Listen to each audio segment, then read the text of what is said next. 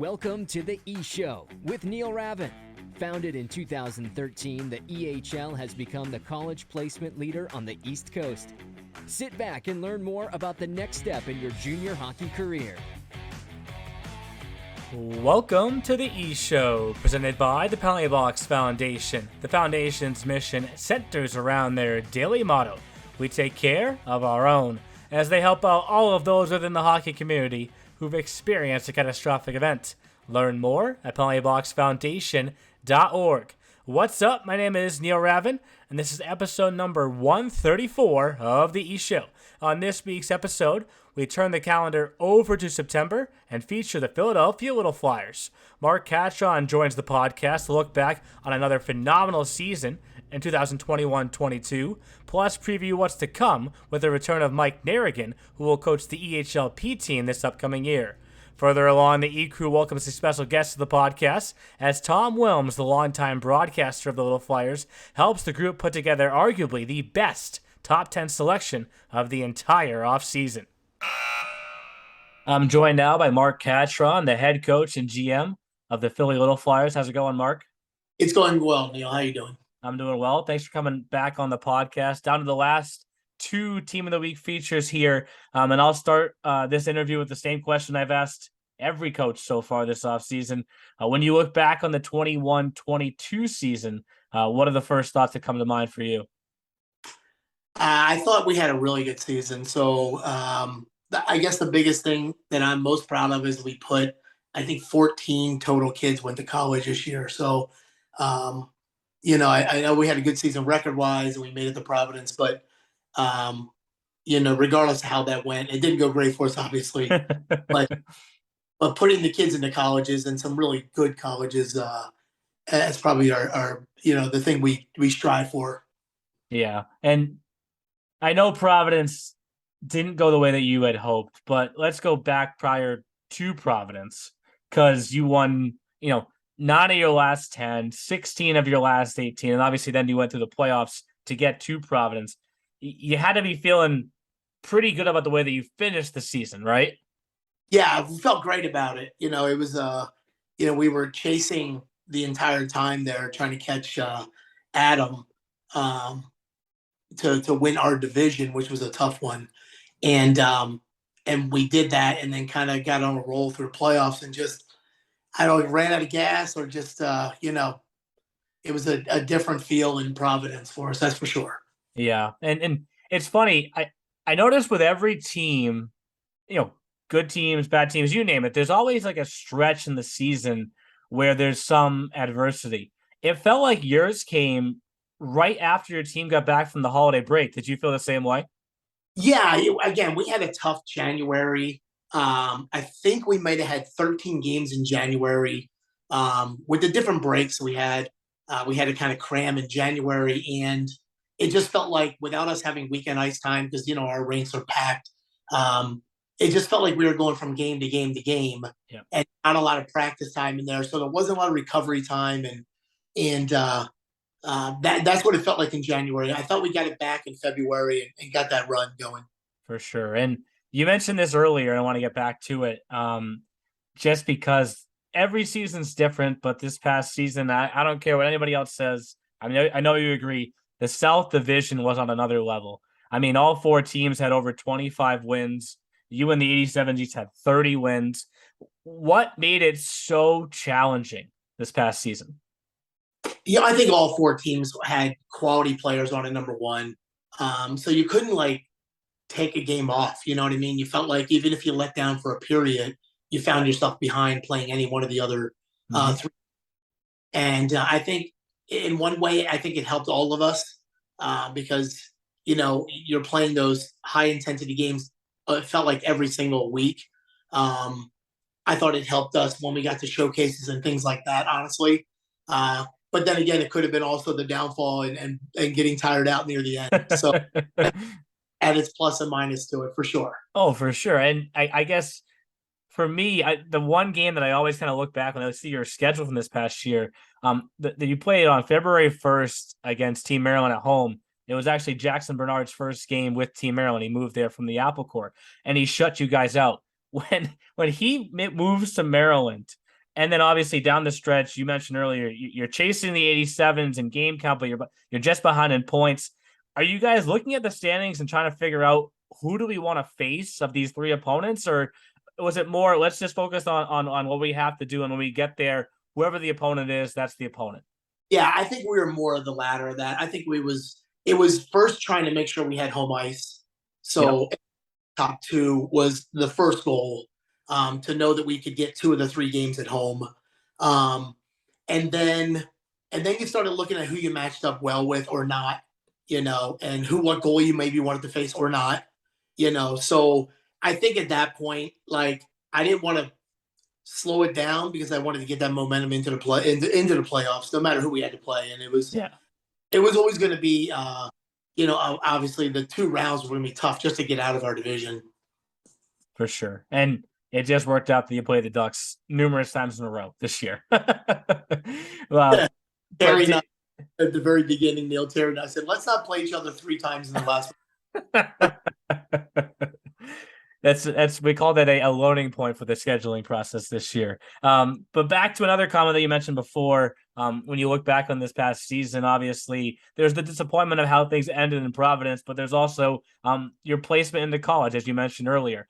10 kids going off to school this year to 9 different universities. When you can produce that variety, I guess you could say, how do you then turn around and sell that to future players? Well, I think, Neil, our biggest selling point is that, being in tier 3 has its challenges enough, but when you can sell that you're placing kids in all these different colleges and have these relationships with different colleges, that at least helps us as a league, number one, but as an organization, we've been doing that year after year. So we can hang our hat on that a little bit, but I think it's a lot of credit to the league in general that we're able to do that. For sure. And I look up and down the list. There's so many names that with each one, I'm like, oh man, they're going to miss that guy. They're going to miss that guy. We can talk about them all forever. But the first one I want to talk about is probably one of the more recent commitments, and that's Joseph Henson. We haven't had a direct Division I commitment in a number of years. When that whole process plays out, what was the conversation like between you and Joey, and how excited are you guys for him to get that opportunity at Ferris State? Yeah, well, extremely excited. He earned he played so well especially down the stretch last year.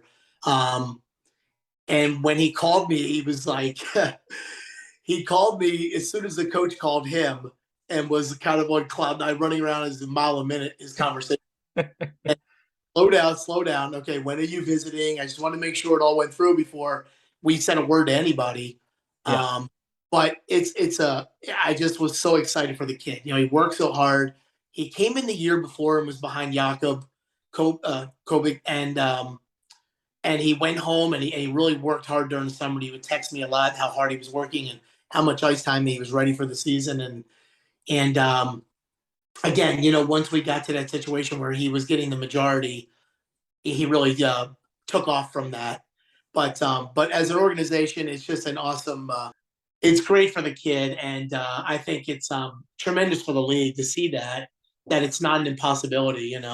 Yeah, for sure. And when you look at kind of the rest of your class, not to put you too much on the spot because you have a great mix of guys that kind of joined you more for just the back end of their junior career, but also guys that climbed the ladder with you, EHLP to EHL. I know you're proud of all of them, but is there one that came through during the season where you kind of felt like, all right, that's what this is all about, to see that type of success story?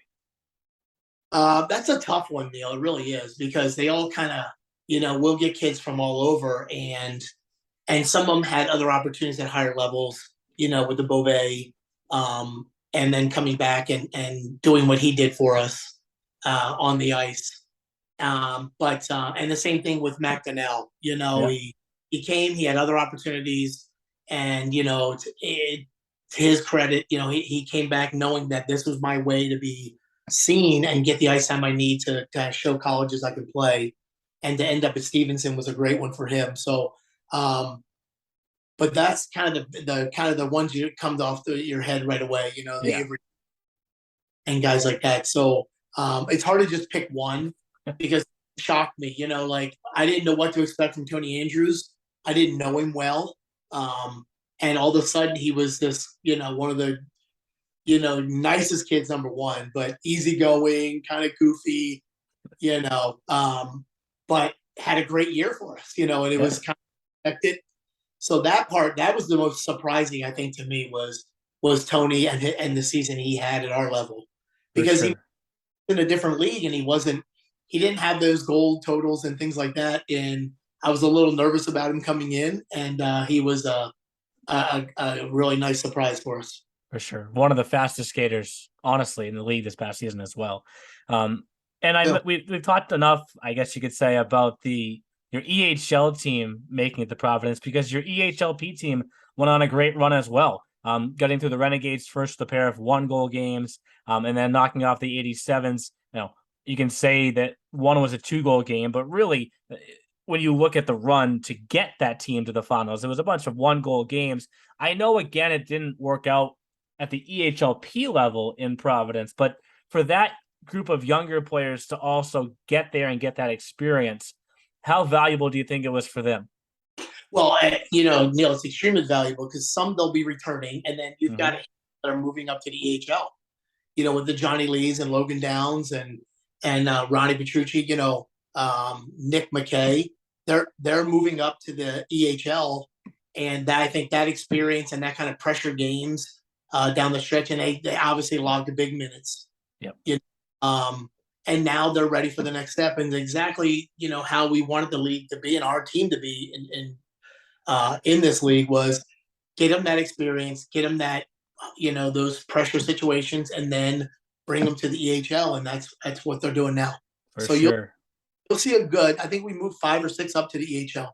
Okay, and you actually have a familiar face, I should say, returning to come coach that team this season. Mike Narrigan is coming back. How excited are you for him to return to the organization? Well, I love Mike. Narrigan's is great, and it was nice when we got that phone call because we were trying to figure out how to kind of take that off my plate. And because last year I coached, I think it was 102 junior games. Oh my God. So it was a little burnout factor, a little bit got to me, but it was great. It's great having Mike back. He was great for me back when we had the Moroses and those kind of guys in our program, and being a goalie, it'll help us also with some goalie sessions as well, having Mike there. So I'm pretty excited, and I know Alo is too. Yes, and I am as well, too. So before I bring Jeff and Anthony on, we actually have a special guest that's going to join us, Jeff and Anthony, on this episode of the podcast, your broadcaster, Tom Willms. He's going to help us pick the top 10 for this week's feature.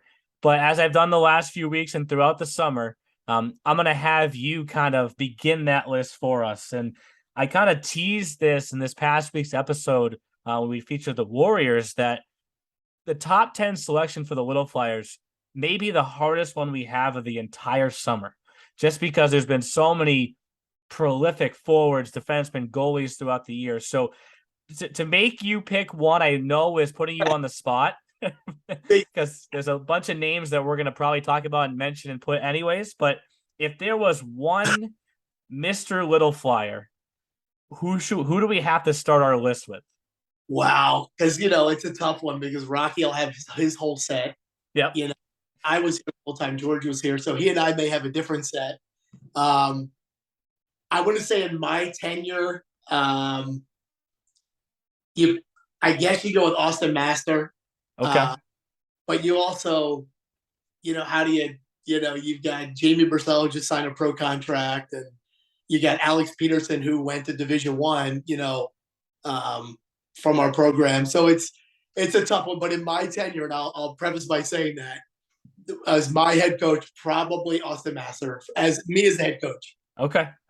And the other names that you mentioned, off the hook. What's that? Yes, the other names that you mentioned are definitely going to be a part of the conversation as well. There's no doubt about it. So yeah. I appreciate you coming back on the podcast. I know you have a trip coming up here, so I hope you get the chance to enjoy that. And then I'll see you next at the September showcase. We'll see you, Neil. Thank you. Thank you. Thanks again to Mark Catron for coming on the podcast this week. And with that, let's bring in the E-Crew now with a special guest, Jeff and Anthony. For the first time on the E-Show podcast, took us long enough. Right. We get to welcome Tom Willms onto the podcast. Welcome, Tom. Thanks for having me, guys. Tom, good to see you, man. We appreciate you coming on because we're down to the final two Team of the Week features of the offseason, and arguably the toughest one so far. Because we're in this kind of original six stretch where last week it was the Warriors, a team that came in since the league's inception, the 2013-14 season. And then next week we have what I've been calling the Rough Riders / Oilers, because that's what they originally were called. Another team that's been in since the inception. In the middle, Little Flyers, same exact thing, a team with 9 years of history. And through all of the regular season titles that they've won, I know that's the thing that we don't want to get into this whole separate episode about how ALO hates Providence and all that. Took the words out of my mouth, damn. I mean, he told me he did not want to come back to that building ever again this past March. Different conversation. Yeah. There has been so much talent that has come through. And I need to put down first the name that Mark mentioned, because as I do with every interview, I have the coach kind of start the list. But an interesting way that Mark took the question, because I said to Mark, who in his mind was Mr. Little Flyer, and he right off the bat said that whether it's him or Rocky Russo or George Lewis, the three guys that have been the head coaches of the Little Flyers, they'd all look at it differently. They all pick somebody else. So he wanted to pick a guy from his tenure who he felt should be on the list, and he said Austin Master. He did not say he's probably the best Little Flyer of all time. He specified that. He just said, from my tenure, Austin Master, I feel like, has to be on that list. So that's a start. Now this gets exponentially harder, and we'll put Tom immediately on the spot and say, Tom, you start the list for us. Where do we go from here? All right. Welcome. Okay. All right. I see how you're doing this. Zicky Moroz has got to be on the list. Probably the top defenseman in team history.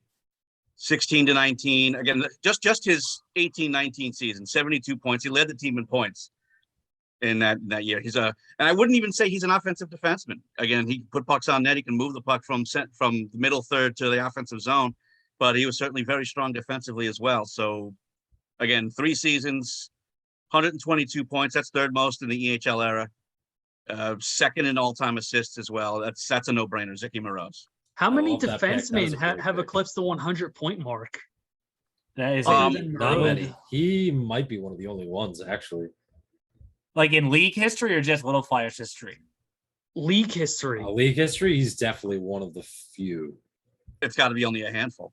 And like Tom said, he was a dominant force in all ends. It wasn't just offense. He was, Bobby Orr in the offensive end, but he was real strong in the corners, big presence, always was in the right place at the right time. And yeah, he was just a dynamic defenseman and one of the better players we've had. He might even make we did an all EHL team last year. Was he on he had to have been one of our top defensemen of all time. After we did all the all-time teams, I should say, let's see. I think we did an all This was the all EHL team. And yes, he was one of the 6 Actually, there's 2 Little Flyers on here. And I want to get to that second Little Flyers defenseman in a second, because to Anthony's point, he's another defenseman that had 100 points. But as we do sometimes, Tom, during these Team of the Week features, we pause for story time. And I have to immediately pause for Zeke because, man. I know you know this one? You know this one, Jeff? Is this? I won't say it. I'll just do yes. You're right. Okay. You're on the right path. So you can't see it, but you can see I'm doing emotion. As Tom mentioned, Zeke played 3 seasons, full seasons for the Little Flyers. 16-17, 17-18, 18-19. 18-19, he was a captain for the Little Flyers. He also was on our EHL All-Star team that faced UMass Boston and Plymouth State that year. In the middle of one of the tours at one of the schools, going into day 2, I don't even know what part of the weekend it was. Obviously, I'm not going to even try and pretend I know his accent, but picture a tall defenseman, 6'4", from Czech, talking to me in an accent and asking me Mr. Rabbit, I know we have a lot planned, but when are we gonna take a nap? I said, Zeke, I don't know if we really have time for a nap today. Like we got another tour and then we're going straight to a game. Yes, but I need a rest before the game. And I was like, we're in the middle of this college campus right now on this tour. And I'm like, I don't know if we really have time for this nap, but this kid needs the nap. I was like, maybe on the bus to the game, you can sleep then. But just the context of it. And when he asked the question, I was like, I don't know what to tell this kid.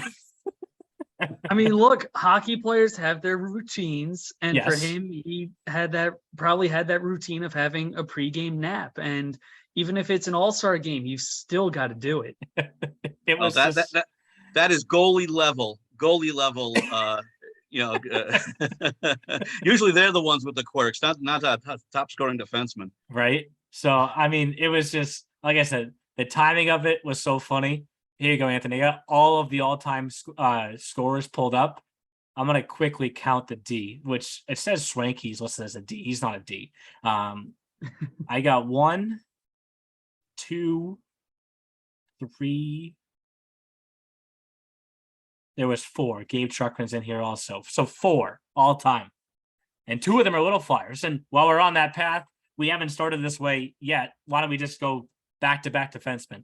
Because he was on the all-time team also, both for the Little Flyers and for the league, Gabe Chuckling. I actually never got to see Gabe play in the league because he played the 13-14 and 14-15 seasons. I came in 15-16.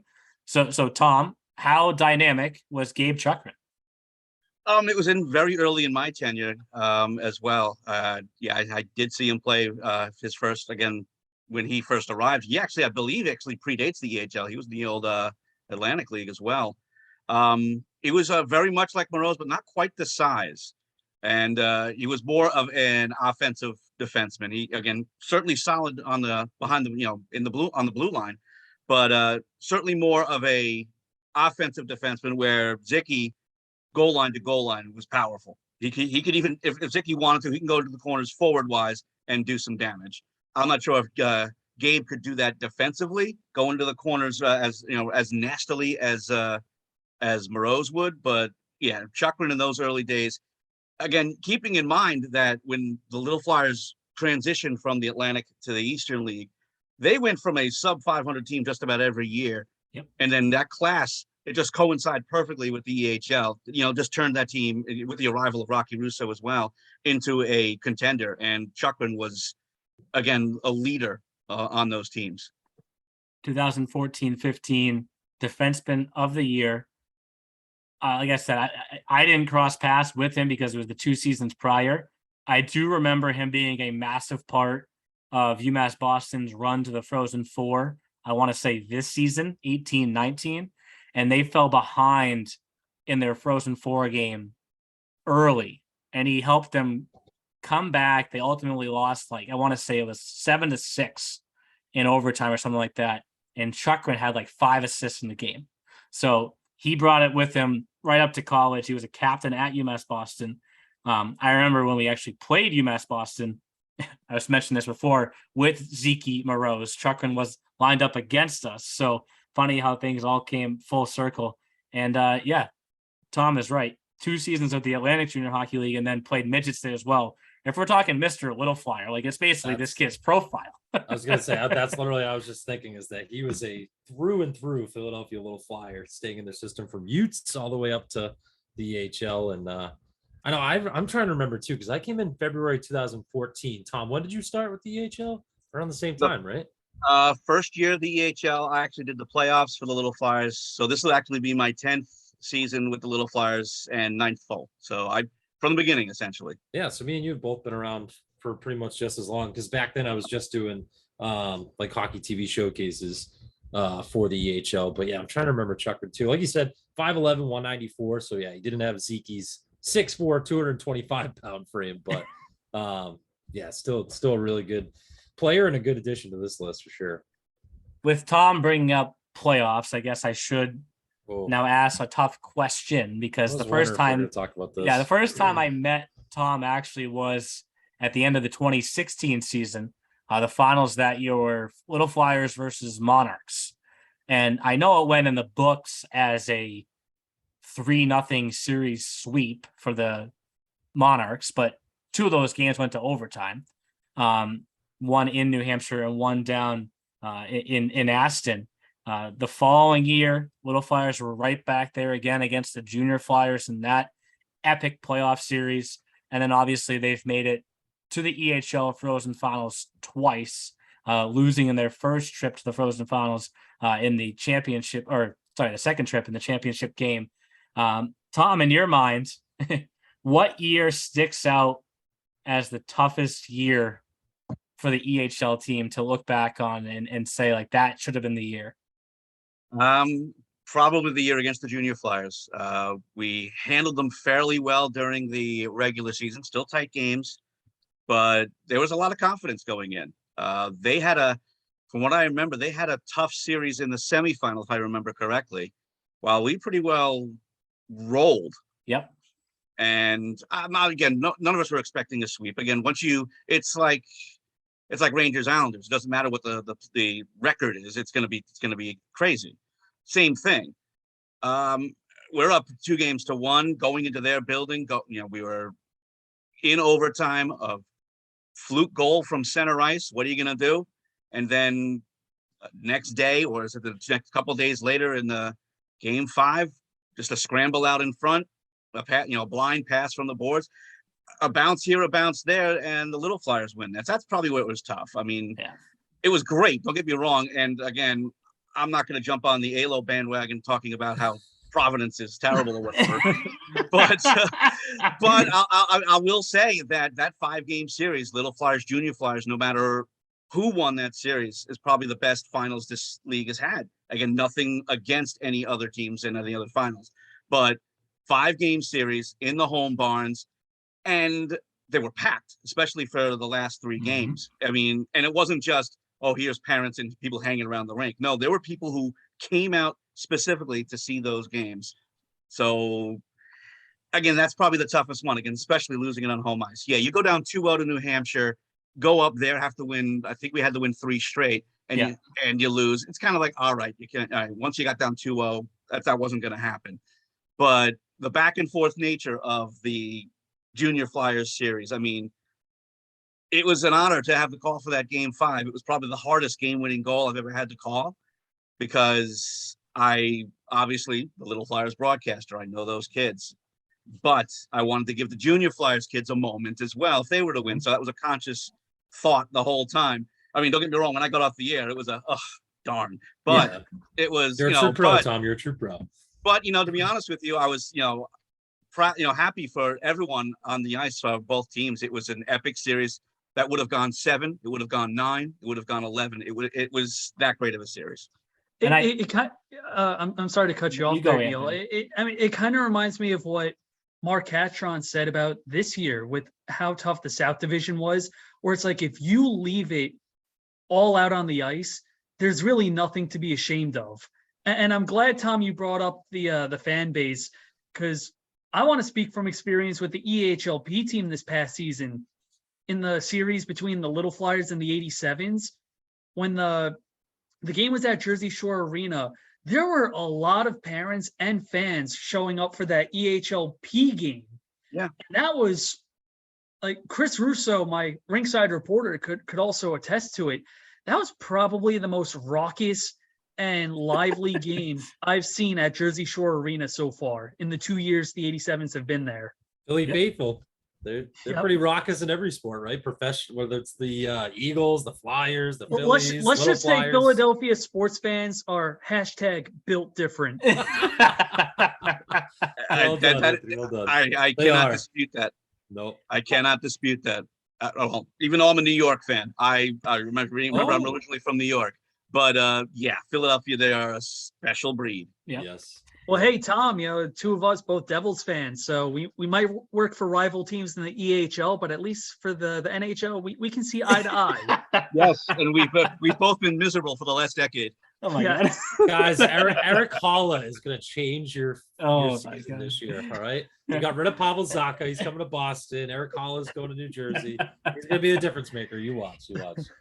But I bring up that 16-17 series because if we're going to have Tom on, we have to talk about that because obviously that was the last time we had a best of 5 series because ever since then we've had the Frozen Finals, which have been tough losses for the Little Flyers. But that series was just, it's its own story, really. I mean, at some point, I'll have to do an episode of the podcast literally just on that series because 3 of the 5 games went to overtime. And selfishly, I have to tell the fact that when I went home the first weekend, because I went down, they played March 31st and April 1st. I went home the first weekend with the series tied 1-1 and thinking, not really sure what the next weekend would bring. But that series was scheduled for the following weekend, Friday, Sunday, Monday. I don't know if you remember this, Tom, but on that Saturday, I flew to Detroit in the middle of the whole series to go to a Red Sox game versus the Tigers, and I really wanted to see Joe Louis Arena before they knocked it down. So I went there in the middle of the series, but when I went there, the Little Flyers had just taken a 2-1 series lead, and they were up 2-1 because of that 3-0 shutout, and I was like, this thing's over. I'm going to go have a great day in Detroit. I'm going to go back Sunday the 9th. The Little Flyers are going to win this series 3-1. Great year for the Junior Flyers. And for a long time in that game 4, everything looked good because the Little Flyers were up late. And then as Tom mentions, I'll never forget this goal Barry Needler scored because he threw it in from, it was near center ice. And it took the craziest, like wackiest bounce ever past Sam Caney into the back of the net. All of a sudden, I'm like, wait a second. I'm not going home tonight. We got another game. And this wasn't like Monday afternoon. I want to say it was like Monday evening or something like that. It was a 4:30 start, something like that. Yeah. And like, again, the Little Flyers were right there in position, up by 2 goals with 5.5 left. And then Luke Benitez, I'll never forget this, 1, 2, 3 in a row. And I was like, what just happened? Like, phenomenal player Benitez was for the Junior Flyers, but I honestly think when he tied it late, the look on the Little Flyers' faces going back into the locker room was like, oh man, how are we in overtime now? So I guess to try and spin this into a positive now and get back to our top 10, one of the biggest reasons for the success that the Little Flyers had in that 16-17 season, arguably one of the best players probably in the history of the league, was Alex Peterson. And he scored the game-winning goal in game 1 of that series. I remember the angle that we had actually up from the booth where you call the games, Tom. Like you could see right across the slot, right through the top corner where he picked that spot. I honestly get goosebumps talking about it. It was an unreal goal. Obviously, he went off to play 2 seasons in Amarillo with Rocky when Rocky advanced on the coast in the NA, and is now heading into his 4th season playing Division I hockey at Holy Cross, where he's going to wear an A this season. So one of the best players, honestly, in the history of the league, and I'll never forget that goal that he scored in that series. And he's another guy that's a local Pennsylvania guy too. That he's like we just went through before. Now I'm blanking out. That's Chucklin. Yes. That is from locally in Pennsylvania and then stayed with the youth program and then just made his way all the way up. That's like we always say, the EHL commercial, if you will, to get through the youth programs and then be able to keep somebody talented like that in your system, and it pays dividends at the end. And Tom, sorry, what were you going to say? Peterson, if he has himself a big year, I'm not saying he's going to get drafted or anything like that, but he is someone who can rise his way through the minors if he wants to, and maybe get that cup of coffee in the NHL. He's one of those guys. I mean, he may be lacking in the size. I mean, I think he's only 5'10", 170, 180-ish. Yep. But he could be someone you can look at maybe to have a nice little ECHL career, a possible AHL career, and again a cup of coffee in the show. He has that kind of talent. He has that kind of vision. He certainly showed it in that overtime winner as well. He's one of those guys who could really, I believe, rise to the occasion. I mean, I remember him as a high school player because at the time I was also calling a lot of high school games in the area. Played at North Penn, and they were just a very good they were a very good program, a Flyers Cup contender, and he stood out on that program. And So, he had he's 60 someone, points. no matter where he is, he can succeed. Are you saying that this? year you're speaking of 30 goals, 30 assists in 14 games, Tom, for North Penn? Video And game keep in numbers. mind, again, no disrespect to Pennsylvania high school hockey, but it is club. So it is a lot of guys who are Still. EHL peers. Yeah. You know what I mean? That's that kind of that level. So he's, again, 18U. Shockingly, with those numbers that that we're looking at, I'm surprised he didn't get a look at the NA right away out of the 18Us. Yeah. There 25 must have points been in something 22 games, 27 points in 33 games. Yeah, those are still point per game Well, clips. you know, Tom, actually, there's another name I kind of want to bring up because I guess between guys like Alex Peterson, there's also Mikey Jampapa, who I believe played high school also in the area. And I remember distinctly Adam Hooley and Matt Kiernan looking at each other saying, like, we need to start scouting Pennsylvania more. Like that, for some reason, that state just can produce some really, really good hockey players. That kid had some wheels, Giampapa. I remember he was fast. I think Neil's gonna fact check me, make sure that it was Jampapa. Oh yeah, Ridley High School. Ridley High School. They play their home games at Iceworks, so that's a no-brainer for the Little Flyers to pick him up. And that was the COVID season, right? That he was there, 2020, 2021? No, he was 18-19, actually. He was forward of the year. But then he came back. He came back to it, didn't he? Came back in the COVID. There you go. There we go. Yeah, Utica didn't play for most of that season, and so he found his way back home. So what we do now, Tom, so you could see, we know that Master's going to go on there somewhere, and then below my signature, we start typing like some maybe names, I guess you could say, because there's plenty of names that we have to at least mention. Talk about, yeah. Because we're not going to be able to put all of them in the top 10. But so far, we've locked in 2 forwards and 2 D. Zeke Morose, Gabe Chuckling are the D. Alex Peterson, Austin Master are the forwards. I think it's time to get to goaltending. I think we have to get to goalies because I mentioned this at the end of last week's episode with the Warriors. Like, there have been so many good goalies over the years. So, like, just to rip through a few quick names, right? So you already mentioned Caney earlier. I mentioned Caney earlier, right? So if we want to go first to the award winners, right?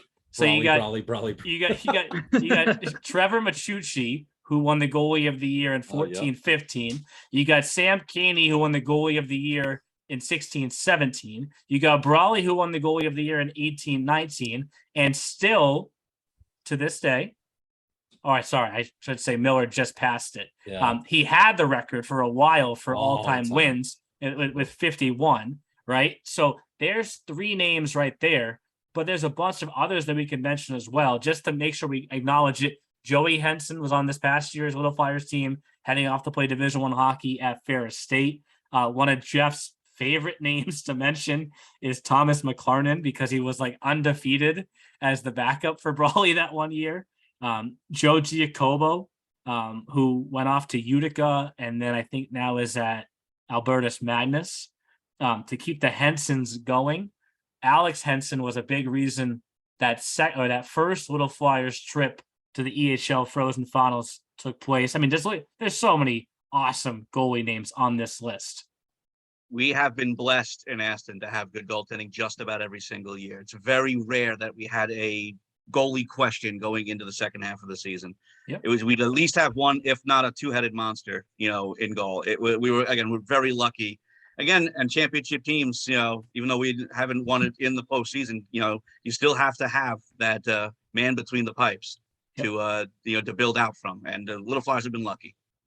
Pause for a second story. To go back to 2016-17, I totally forgot about this until now. That whole run that the Little Flyers went on almost was all for naught when they lost the very first game of the postseason, 3-1 to the Connecticut Nighthawks. These were best of 3 series, right? And I'll never forget this. I was like, how did they lose that game? They lost that game because Brock Thompson stopped 31 shots in that game. Brock Thompson, who used to also play for the Little Flyers, That's right. literally almost ended their season that following year. Talk about motivation. Yes. So I don't know if Brock's on this list. I totally forgot about that part and the crazy story that is the 17 playoffs. But I don't want to add the names to the list right away. But the 3 goalies that I mentioned that all won Goalie of the Year awards. And Brawley has to be on here, number 1. It'd be kind of hard for us not to include all 3. I'm just saying. Yeah. Considering how the Little Flyers build, it is conceivable to have at least 2 of the top 10 Little Flyers be goalies. It is definitely conceivable. I would at least put Brawley and Caney at the very least. Okay. Because Brawley and Caney are also right behind Miller for number 2 and 3 in shutouts in the EHL. Yep. Micucci had a short time with the Little Flyers. Again, it was just 1 season, 22 games. He had a great NAHL career. He's not now gone pro. He actually just signed with Elmira, the Federal League. So Trevor Micucci, again, probably just outside that top 3. But yeah, only because of his short stint. 169. Oh my God. And a 938 save percentage. And then in Aston, he had a great run too, even though he was I think he was 500 as a goalie. But himself, as far as his personal numbers, were quite good with Aston, Minnesota, and Amarillo. I mean, Tom, you and I both know about the North American Hockey League. We both work for the Titans. I know you still work for them, and it's such a fun league to watch and to cover. And for you, the Titans won this season, so definitely a great season. But yeah, and it's always good to see guys coming up from the EHL to the NAHL. And I know the Little Flyers, even this past season, have had a couple of guys who've played in the NA. Yeah, actually, the Titans actually just picked up another, I think it was a youth Little Flyer. I don't know if that's confirmed yet. The rosters aren't quite confirmed yet. But yeah, the ladder of development, they talk about it all the time, going from the EHL to the NA to the US and beyond. It's one of the great things about that situation. Again, all the East Coast, everyone's so close to each other. Everyone knows each other. So you have head coach of the Titans, Craig Doremus, looking at the 87s. He's looking at the Little Flyers. He's looking at the Pro Tech Ducks going, all right, who can I bring in next year or even for a call-up?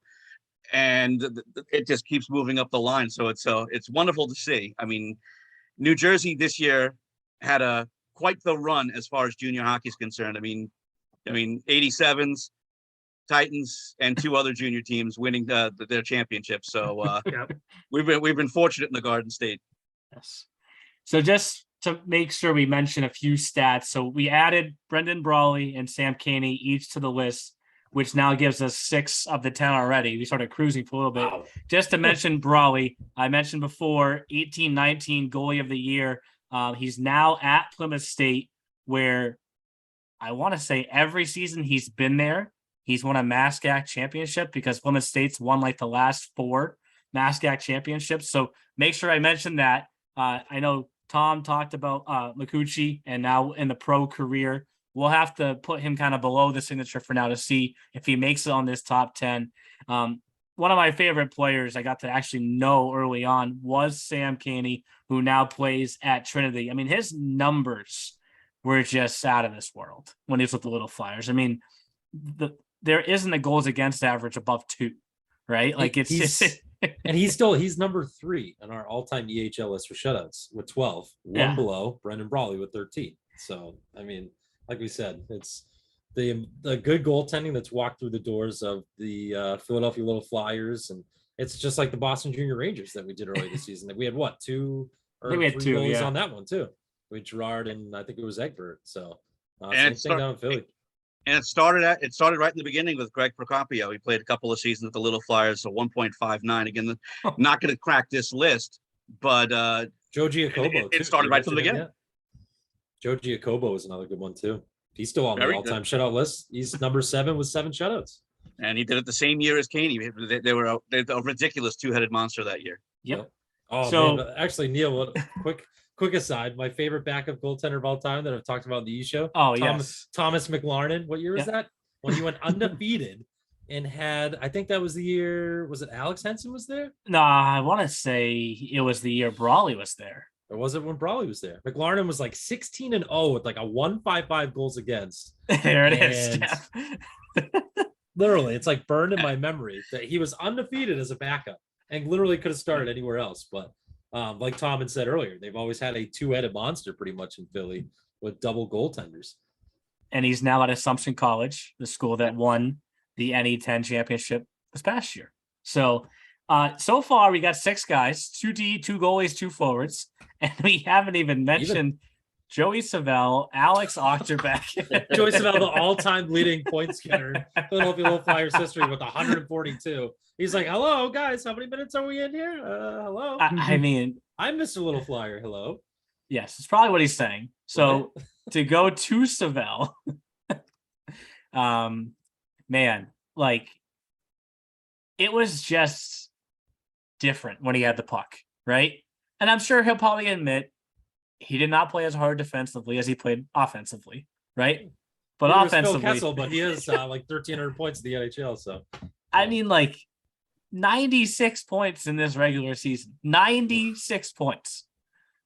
That's out of this world. He That was definitely loaded up that year. That's an understatement. I mean, he was someone who could take over a game. He was someone who can take over the offensive zone.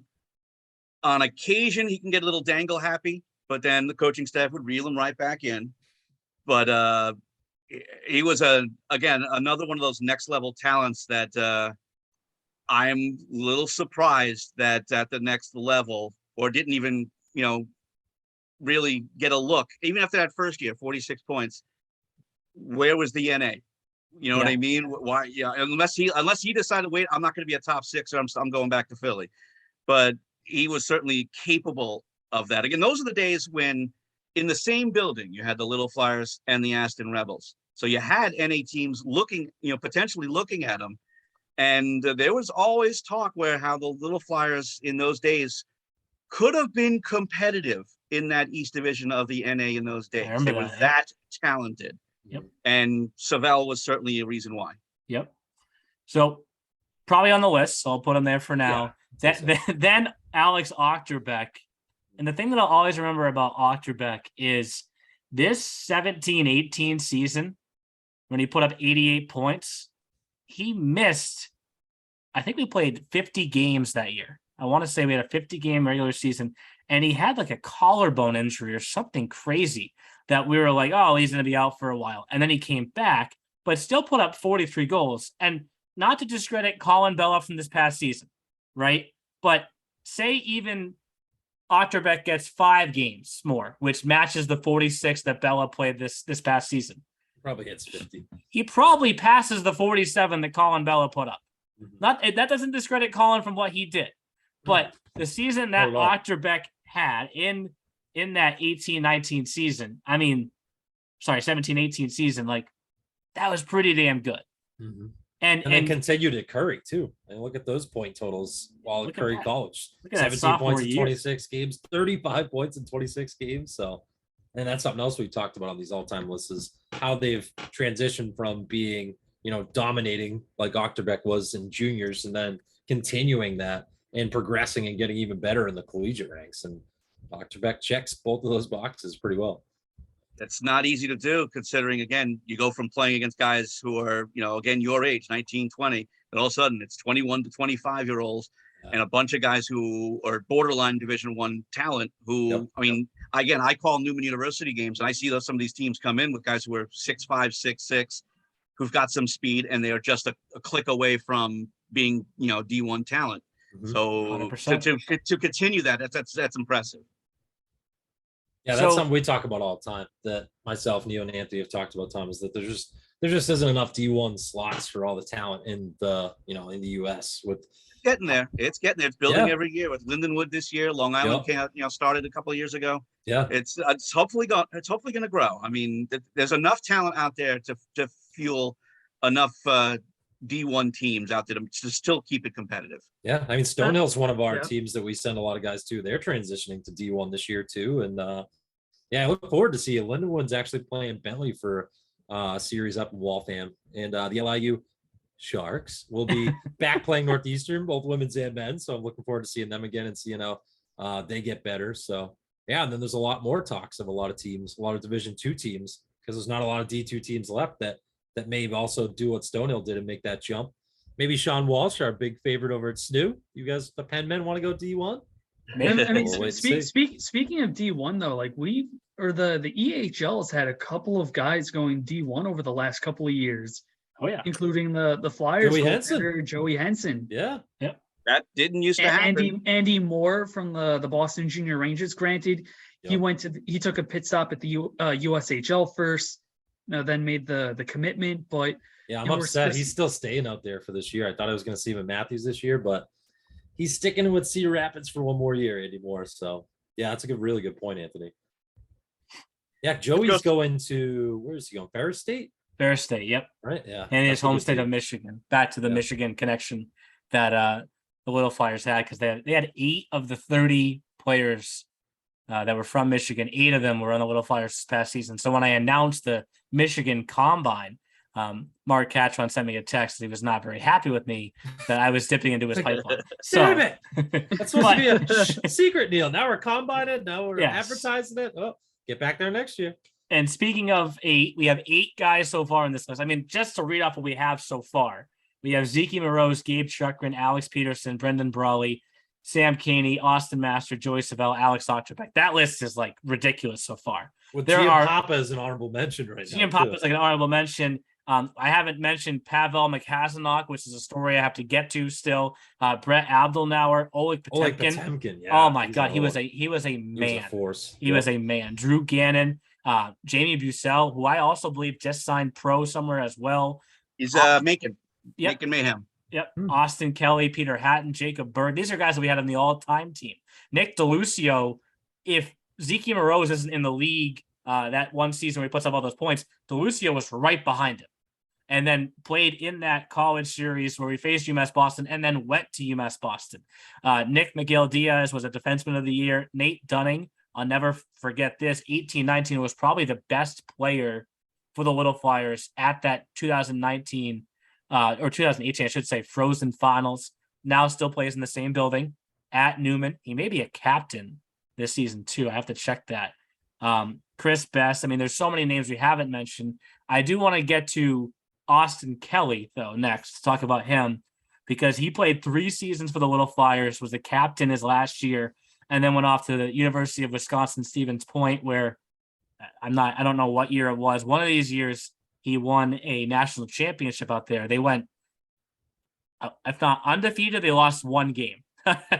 So they were an absolute wagon. What I remember most about Austin Kelly, maybe he won't like this, I was down there watching a series or a couple games against the Revolution, and there was a hit or a slew foot something, and it was probably the loudest thing I have ever heard and basically seen. But Austin Kelly, not the biggest guy on the ice, 5'9", but he wasn't afraid of anything. And back in that 15-16, Tom, you can attest, when the Little Flyers and Revolution got together, it was a legit war. That might be an understatement. I mean, the Little Flyers Junior Flyers rivalry was always filled with respect. It was intense. Yep. But it was always filled with respect. I can't quite say the same about Little Flyers Revolution, with all due respect to them. They played with a grit, meaning the Revolution. They played on the edge, sometimes over it, sometimes well beyond it. And it brought out sometimes the best in the Little Flyers and sometimes the absolute worst. Yeah. I mean, it was fun as a distant party just calling the games, but I could imagine that you could feel the healthy hate that Doc Emmerich said. You could feel that. Yes, I love that. I use that term all the time. It is exactly, I mean, the angst between those two teams and organizations. And again, it's funny because, there's not exactly large fan bases in the EHL, but they would come out for Little Flyers Revolution. I mean, only an hour separated the two teams. I remember myself going up to Revolution Gardens, and it was an even different story, because even the off ice staff at the Revolution Ice Gardens would get involved. It was an intense rivalry, which was, again, as a outsider, so to speak, fun to watch, but I can imagine as a player, it was very easy to get up for those games. And I bring that up because it cycles me back into my 15-16 other story from that year that the Little Flyers went on and they lost to the Monarchs in the finals. Pavel Mclaren, a name I just mentioned, were in Hookset, not for the Avalanche, for the Monarchs, because it was the Monarchs at the time who were the Hookset team, for a showcase. And the Monarchs are facing the Little Flyers in the showcase game. And there's a shot on goal, scrum in front of the net, goalie loses his glove. Now, the rule is if there's an imminent scoring chance, no matter what piece of equipment you lose, as long as it's not the helmet, the ref doesn't have to blow the play dead. So Little Flyers cycle the puck pretty quickly. Mclaren fires the puck into basically the middle of the net. Goalie wasn't going to reach back out with the bare hand and glove it down. Little Flyers go nuts. Rocky goes nuts. Little did I know it was his 100th win in Little Flyers history or something like that. And I'm standing up there's like a mezzanine area that was kind of like a warm area in between the two rinks. I'm standing next to Keith Primo at the time, who was the head coach of the Revolution that season because Caden was on the team.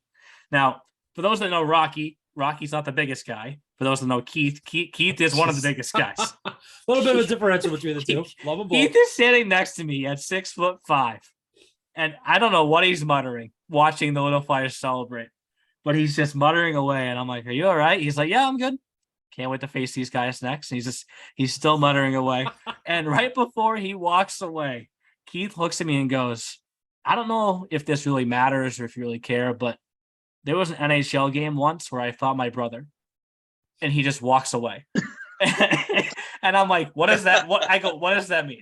Like, what does that have to do with what we just saw? But back to Tom's point.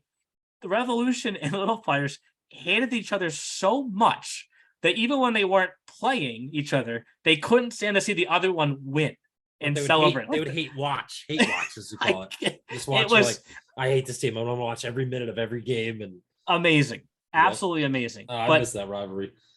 I need to pull up so we have it. I mentioned earlier the stats for Austin Kelly. Mclaren was another level also of talent. And he spent 2 seasons with the Little Flyers, came in, I want to say, late in that 14-15 year. I mean, look at this season. And even 60 points. Also kind of followed in a similar path to what Austin Kelly did, went off to Wisconsin Superior. We put together a solid 4-year career. So we're kind of near the end of this top 10. And there are so many names that we could still put here, but we only have 2 spots. This is hard. This is where it gets really hard. Yeah. Tom, where do you think we should go? I kind of wonder if we get any names from this past year's team. Yes. Oh, true. That's right. We did. We talked about how stiff the South was this past season with competition. I mean, the Little Flyers were one of the, if not the best team in the league offensively. Yeah, General Patton, the captain, leading the way. That's what we like to call them. Jordan Camilla, another good one. Rookie of the year. Well, Adam Bove. Oh, yeah. We talked about NA. He was at the NA a couple of times and then came back. And, there's a lot of good guys this year. Funny story about Adam Bove real quick. I had a couple of showcase games for the Little Flyers this past season, including the one where Tyler Hissong scored off that circus bounce at Walpole. Now, I don't know why. I had read, when I looked at Bove's Elite Prospects page, I saw that he played for the Danbury Junior Hat Tricks. I don't know why, but I thought it said like 18U, so I guess I said that on the broadcast, and the next day, Mark Catron was like, "Where the heck did you get 18U from?" And I felt so bad because, I take pride in looking up the players, good preparation. Tom, Jeff, I know that Neil too. I know you guys all do your homework before broadcast. And to this day, I just don't know how I got that wrong. Anthony would say it's the gelling of so many seasons in our brains and teams and leagues and expansion. And it's a lot. We all 4 of us have a lot of hockey in our brains. So, but he it still happens, loses folks. sleep over it, is what he's saying. Yeah, So- I know. Yes, yes, exactly. Please don't. Because I know we got angry ALO listening to those broadcasts. So Now, ALO probably turned this podcast off when it started talking about the 2017 finals against the Junior Flyers. Yeah, So did you? I know you kind of mentioned it, but did we actually say the word Providence? Because the minute you say Providence, he goes, "Yeah, I'm out. I'm Yeah. out." no, It's but like the Wrecking Ball to ALO, Schneider Arena, I'm out. ALO, one of the best guys in the league. Yeah, I think he his is. We love technical ALO. title with the Little Flyers is their team president now. El Presidente. It's been awesome to see his role with the organization grow. Obviously, Catron's third head coach in team history follows in the lines of George Lewis, who's now back at Penn State, back where he went to school. No, sorry, is he with Lincoln Stars now? I've totally forgot. No, he actually just signed down with Penn State. He's the director of player ops. That's right. He was with Lincoln Awesome. Stars, where Rocky is in the USHL. So, I mean, the progression that they've had from just from the player perspective, from the coach perspective, administrative perspective, like they just keep developing and developing. And I know ALO is mad that I brought up those finals, but if there's any team that is due for an EHL championship, it is the Little Flyers. Like whoever eventually has that call, please make sure you mention that this is long overdue. I was afraid to say this because I didn't want to. This is supposed to be, we're glorifying these teams, but yes, when you just look at, when I was doing some research, 4-time regular season champions, and to just see them not on the playoff champions list is just, it doesn't make sense. You look at everything. They have guys that are all-time leaders in goals, all-time leaders in assists, goaltending, wins, shutouts. They're right there. Team records. They are right behind the Philadelphia Revolution at all-time in wins. They have the longest winning streak at 30 games back in 16-17. Power play, penalty kill, you name it. The Little Flyers are littered in our all-time EHL record books. But I think Coach Catron, ALO, and all them, like you just said, Neil, would agree that there's one thing they're missing. And when is that going to come? Maybe it's this year. It's got to come soon, right, Tom? It gives you an idea of how hard it really is. You need to get the right exactly. bounces. Everything needs to come the right way. I mean, the interesting thing is the Little Flyers before the EHL, as I mentioned earlier, were not contenders. Then you bring in Russo, you bring in George Lewis, you bring in Catron. So for 9 seasons, arguably one of the top 3 regular season teams in the EHL throughout the last 9 years, if not the best team. Yeah. They're probably the best team in the league that has not won a championship. Yes. Oh, without a doubt. I mean, and it's not even close. So, I mean, it's hard. It's not easy to win a championship. I mean, you got to get the right bounces. You got to get this. You got to get that. I mean, we're talking about the Junior Flyer series. Shot from center ice. Are you kidding me? Yep. You got the next game 5. All right, throws it in from the corner. It bounces in. Are you kidding me? I mean, it's just the way it works. I mean, it's hockey, right? That's the way the world. I mean, that's the way. What can you do? I mean, most importantly, in my opinion, championships are great. Getting a ring, getting a trophy, whatever is great. But the fact that the Little Flyers have done a wonderful job of moving guys on to the next level. Division 3. Now they're getting guys to D1. They're starting to get guys into pro hockey. There's going to come a day where a Little Flyer and anyone from the EHL, that the way the league has grown, you're going to have your first NHLer from the EHL. Yep. It's going to happen. 100%. So just because we're getting close to the end of this podcast, we have to now make our final decisions here because we're still off enough, huh? We're still stuck at 8. We're delaying the inevitable. We have to acknowledge the fact that we're going to eventually pick 2 names, which means somebody is going to be just outside this list that's very well deserving to be on this list. But there are so many names that we could choose that you can't, it's not going to be perfect, right? And we have 2 spots left. We've covered goalies, we covered D, we've covered forwards, so we really can go anywhere. Does anyone want to? Oleg Potemkin. Okay. That name needs to be on the list. Yeah. And that's why I brought Tom on, to make sure we can make these tough decisions. A point a game over 3 years. 53 goals, which is 3rd most in team history. He's on the list. I remember it may have been in the playoffs. like one of the cleanest hits I've ever seen, but he hit someone so hard that they got hurt. Like it was just like he hit them physically so hard that they got hurt. And it was like, felt kind of bad, but I mean, he was just that much stronger than everybody else. 6'5", 220. Size. Yep, him and Zeke, big boys. Can you believe? I feel old now. Potemkin's 27. That just made me feel very, very ancient. The St. Petersburg Russian native is now 27 years old. But I'm still 1 year older than him. Oh, really? What do we want to do with the 10th and final spot? Do we want someone that was on the team this past year? Sebastian Romaneki. I want to give him a shout out. Because I haven't worked in the EHL nearly as long as you guys, but Sebastian Romaneki is one of the funniest guys I've spoken to off the ice. Same goes for Mark Catron too.